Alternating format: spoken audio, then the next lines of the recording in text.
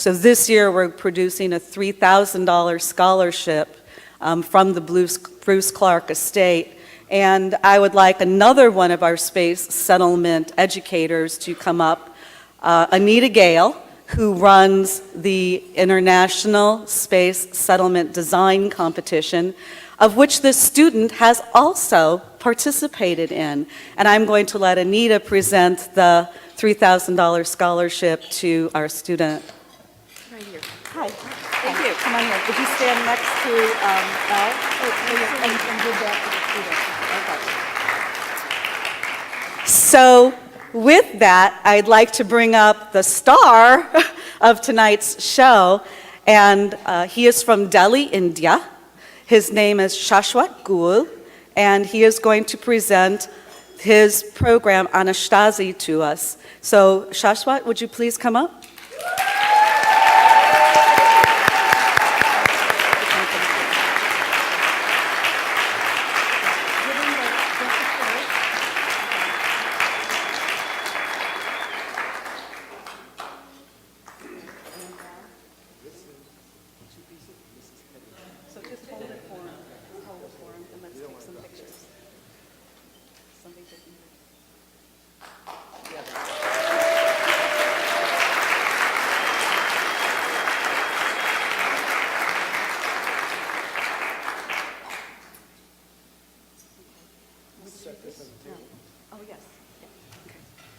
And so Bruce Clark Sr. himself was not able to come to the conference, so he has some words that he would like to share, and I'll have Anita read them. Okay, so on behalf of Bruce Clark Sr., he wanted us to say, I want to welcome all participants in this conference and congratulate Team Anastasi, you see it on the screen, for winning the NASA Ames Space Settlement Contest. After having been lucky enough to attend and present previous awards of these scholarships, I'm sorry that other commitments have kept me away at this time. Again, this is on behalf of Bruce Clark Sr. Bruce's, and this is younger Bruce's mother, Pat, my wife, Carol, and I, along with many of our friends, set up this Bruce M. Clark Jr. Memorial Scholarship to honor and remember my son, who is fascinated by the excitement of space travel throughout his foreshortened life. I believe that had such a contest been available when he was your age, he would have revealed his creative energies by joining in the competition 35 years ago. I regret that he did not have the chance to compete, and I also regret not being with you today to personally say, great job, in that statement on behalf of Bruce M. Clark Sr. Thank you. Thank you. Okay. Come on.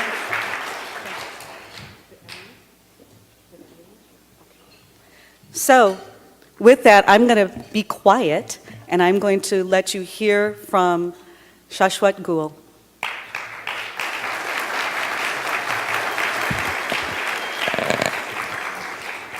Good evening, ladies and gentlemen. My name is Shashwat Goel, and I'm from India. So, our project, Anastasi, is an underwater analog settlement in the Dead Sea near Jordan, and we propose to construct it in 2034. NASA started its analog program in 1997, and today we have more than 15 NASA analog missions across the world. While these isolated missions have been helpful for spaceflight programs thus far, we need a broader view in preparation for large-scale colonization. We need larger permanent settlement to get better simulations of orbital settlements before billions of dollars can be invested. So if we could achieve economic benefits in the chosen analog conditions, we can promote the growth of a whole new industry. We can also gain public trust and prove the benefits of exploration. Financial independence is going to be beneficial for us as it makes our expansion much easier. So we decided to make a commercial analog settlement instead of the existing research-based ones. Aquatic settlements provide fascinating opportunities, one of which lies in deuterium. We can apply the concept in space as well, on bodies such as Enceladus, Europa, and Pluto, where water bodies have been identified. Aquatic settlements are beneficial here as these can help reduce the cost of radiation protection and thus make space settlement easier. Our project is based in the Dead Sea around the area marked with a red dot. Now, the Dead Sea is endorheic, which means that the only water lost in the Dead Sea is through evaporation.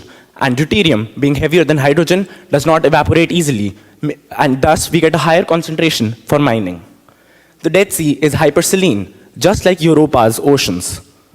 And due to the salinity, little life is present in the Dead Sea, making it similar to space. The governments in this area are looking to promote industrial growth, and untapped oil reserves can provide the required power. Now, we don't want to be like development projects that harm the environment, so we're not going to overexploit these oil reserves. Anastasi is the Greek word for resurrection, and our plan is to resurrect the Dead Sea by introducing both marine and human life in an otherwise uninhabitable environment. We plan to do this by setting up a huge desalination plant in the Dead Sea, and we plan to pump the fresh water into transparent walled enclosures where aquaculture will be promoted. The obtained salt will be sold to buyers on land. Now, the Dead Sea salt has a high magnesium content, and we can obtain these from the refineries to set up more structures around our settlement. In fact, a major material of our settlement is magnesium alloy, as it does not react with water, and it also is resistant to pressure. Our settlement performs a lot of research activities. Extremophiles have been identified near the geysers of the Dead Sea, and this is of biological interest, as these are the only organisms that have survived in this harsh environment. Now, the population levels are rising, and we're cutting down trees to set up farms, thus exhausting our land resources. So if we could use 71% of the Earth's surface that is untouched to set up agriculture systems, we could actually solve the Earth's food shortage problem.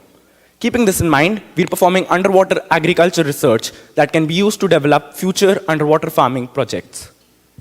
Since we're introducing life, we need to genetically modify it so that it can adapt to this environment. And this research can help in space, where we're doing something very similar. Being the first underwater settlement, Anastasi will create a lot of public interest. So we're offering a lot of tourist activities to utilize this. One of the most interesting activities offered is microgravity simulation, and we're doing this pretty similar to NASA's Neutral Buoyancy Laboratory. We're providing variable gravity by using the buoyant force to cancel out the effect of gravitation. And the experience will be very unique for tourists, as they also get to see the life under the Dead Sea. And those views are expected to be beautiful. So being an analog settlement, a key aspect of the settlement is training and space simulation. Astronauts can undergo part of the training on our settlement, and this is beneficial for them as Anastasi being an actual permanent settlement, they get a hands-on experience of what they have to do in space. We are monitoring human needs and requirements in such an isolated habitat so that we can use this data for space colonization. We integrate all these functions into a simple yet effective structure. Anastasi consists of a cuboidal, multi-level building, and this is surrounded by a cylindrical covering that protects it from water pressure. Between these volumes, we're setting up pipelines and transport systems that transport humans within the settlement. We have a lift that transfers cargo from the surface of the sea to the settlement, and we have a brine pipeline that takes the salt after desalination to the land. Anastasi also has 260 crew members that manage our operations, and the height of the structure is 260 meters. Let us take a tour deeper into the settlement. The top part of the settlement consists of sunlight capture systems that transfer sunlight energy to agricultural levels below. We need to do this because the intensity of sunlight decreases rapidly underwater. We're using special agricultural processes that are similar to what we plan to do in space. We're using fish and algae to enhance the growth, and the production is done for both humans and for export. Next, we have the processing level, where water, food, and air management takes place. Now, the air processing is of particular interest, as we're replacing nitrogen with helium, hydrogen, and heliox mixtures. We need to do this because during EVAs, under high pressure, nitrogen can be very harmful. So by replacing it with helium, we're actually reducing pre-breathing times. Now, this has interesting applications in lunar orbit or on the moon because nitrogen is heavy and difficult to transport. Instead, helium is available on the moon itself, and it is much lighter. So we can test the response of humans to a helium environment on our settlement. The residential level is a key aspect of the settlement as it helps in simulating space. It consists of 5 stories with opposite day-night cycles so that 24/7 working capabilities can be ensured.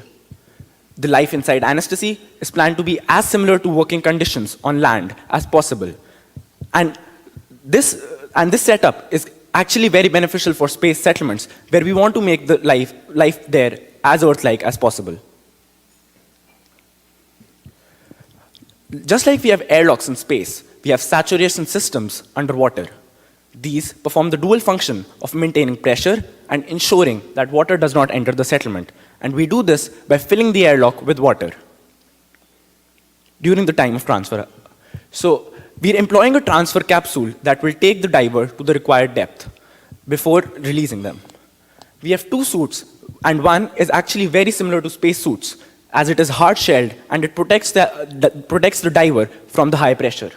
The other suit is flexible and skin-tight, and again, it is similar to some spacesuit models that have come up recently. There are lots of other levels that pertain to commercial functions that I have discussed earlier. There's a need to separate into modules in space so that when a contingency occurs, we can isolate these. We can test these isolation mechanisms on our settlement due to our multi-level structure. Hull breach contingencies need to be dealt with speed and precision, just like space. So we could, again, test these mechanisms on our settlement. The construction underwater is similar to construction in space, as we need automatons to assemble pre-constructed modules. And again, orbital settlements can follow after Anastasi based on how the construction works out underwater. The cost is just $3.5 billion, making it much cheaper than current space settlement models. And we can recover this by 2060s, and thus Anastasi is profitable. We plan to expand our project by setting up a construction sub-settlement that will set up small function-specific structures in the area. The dream is to set up a city underwater. People ask before every space mission, what if it fails? Because after all, there are millions of dollars and billions of dollars involved actually. So what we can do after we've set up Anastasi is that we can say, we've done this underwater and we can surely do it in space. The good part is we're not wasting any of our funds since Anastasi is profitable. Finally, I'd like to thank the people without whom this project wouldn't have been possible. Mr. Al Globus and Ms. Lynn Zielinski for their guidance and support. The Ames Research Center and NSS for conducting this competition every year.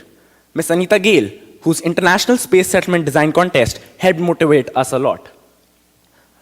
Our team couldn't make it here, so I'd like to thank Ankita Fulia, without whom I couldn't have done this project. I'd also like to thank Aditya Sengupta and Mr. Verma, who are our mentors. Thank you for listening. Hope you have a great night ahead.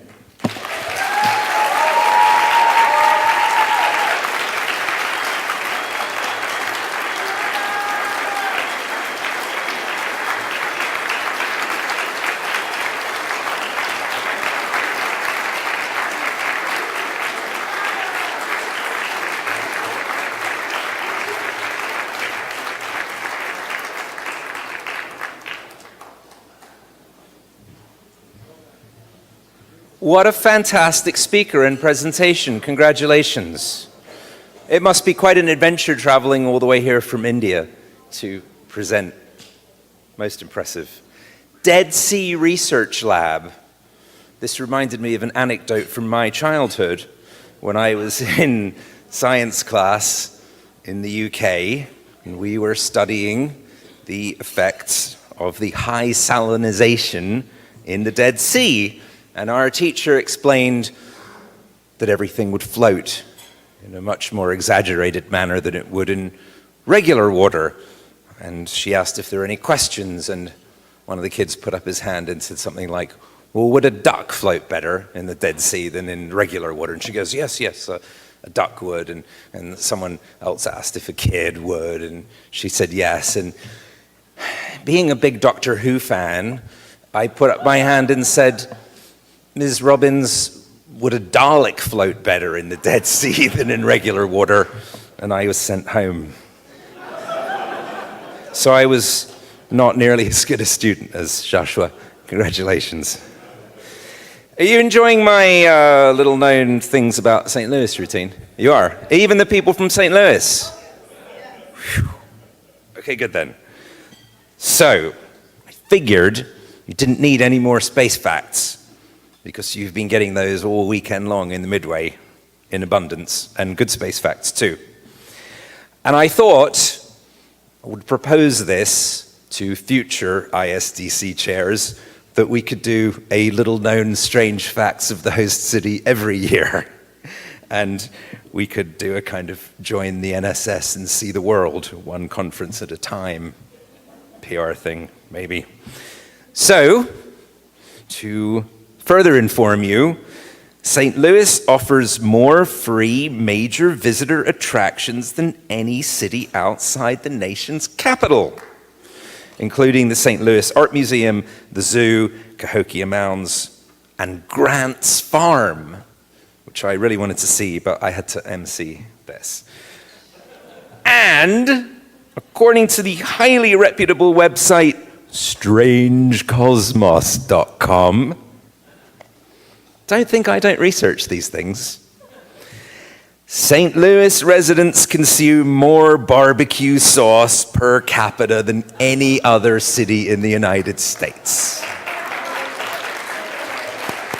Really, my congratulations to you. Between that and the cake on the website, it's just fantastic. Our next guest is highly respected in the world of finance. So I'd like him to please take note of the two following state laws so he doesn't get into any trouble during the remainder of the stay.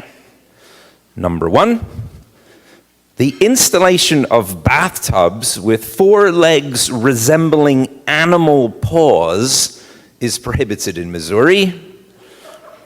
And number 2, it is unlawful to throw hard objects by hand in this state, which makes you wonder how it became such a leader in spaceflight engineering. But our next speaker is the founder and managing partner of Near Earth LLC, an investment bank focused on the satellite industry, commercial space, and aerospace defense. Clients include major companies in those industries, private equity and hedge funds, and early-stage entrepreneurial firms seeking private equity capital.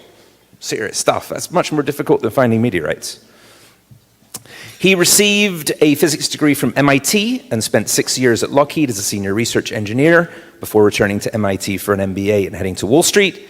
He co-founded the Space Finance Group, the first coverage group focused on the commercial satellite industry, and raised over $25 billion for companies such as Pan Am Sat and XM Radio.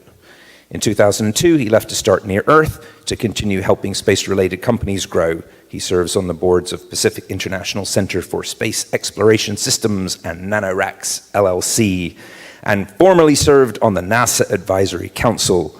Please welcome a member of the NSS Board of Directors, Mr. Hoyt Davidson.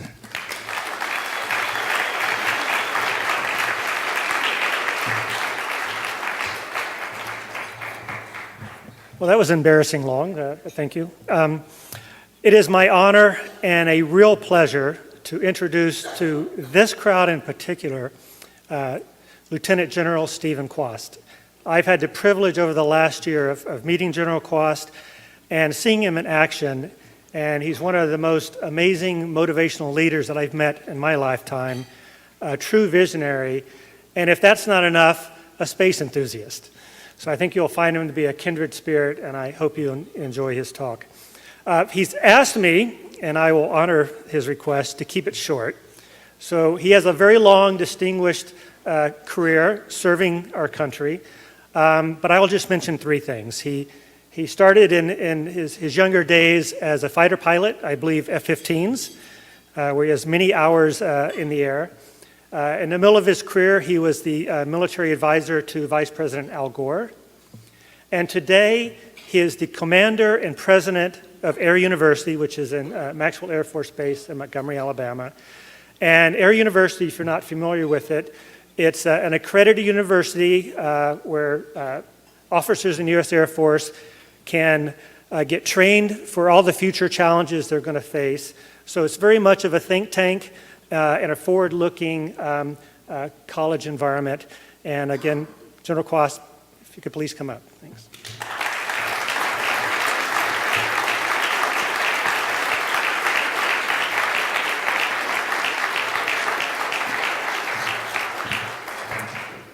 Thank you for keeping that short, because the real event here is you, each of you that are here. If you are here from a different country than the country we're sitting in tonight, raise your hand if you would, and I want all of you to look around. Okay? Thank you. This is the power of our age. And I want to start the comments tonight by acknowledging the fact that many of you may be asking, why would you have a general officer address a crowd of innovators and visionaries like you, who are the makers and the doers of our age? And I reflected on that a little bit too. And in reality, we actually have a lot more in common than you might think. Because Hollywood may have distorted your view of the purpose of this uniform a little bit. The real purpose of national security professionals is to avoid violence. The real purpose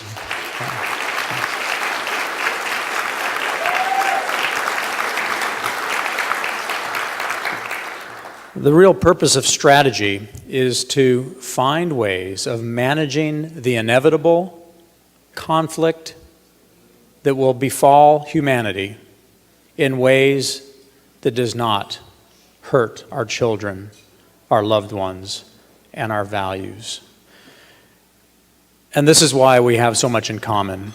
And this is why I want to talk to you tonight, because this business that I'm in requires me to study history deeply, to study innovation voraciously, to think deeply about human nature and technology, and how technology has always been an instrument of national power, to be used for good or for ill, depending on the nature of the values of the people that own that power. So, our great promise of our age is to take what you have been envisioning and recognizing for decades, and taking advantage of the fact that we are on the edge of greatness as a human race, to break in to the marketplace of space in a way that has not yet been physically possible. And the only question is whether we can navigate this journey in a way that uplifts the human condition, or whether we are destined for a rocky road. So this is why I want to talk to you tonight, because as I study the arc of history, the history of civilizations, and how they work out their differences of values and beliefs, and as I study technology and watch those technologies that are game-changing with regard to humanity, there are certain principles that I think are worth reflecting on as we move forward. Because the only reason we are here this weekend is to articulate ways we can be more effective tomorrow. Things we can do to move the ball forward in this great promise and the great vision of what the power of space can do for the human condition. And when you see the kind of energy of our last speaker and the power of the ideas that you saw on that screen, we have an obligation to be aggressive about finding ways forward, because the promise of our age is great. You are sitting on a gold mine of opportunity for changing the human condition. And that gold mine exists because of several factors, the three golden factors that exist in space that have always been so powerful at changing the human condition throughout the arc of history. Most often in history, when there was something big that changed, it changed in one of three major areas. Energy, the invention of fire, for example. Transportation, the invention of the sail, or steam, or deep sea navigation. And the invention of methods of communicating.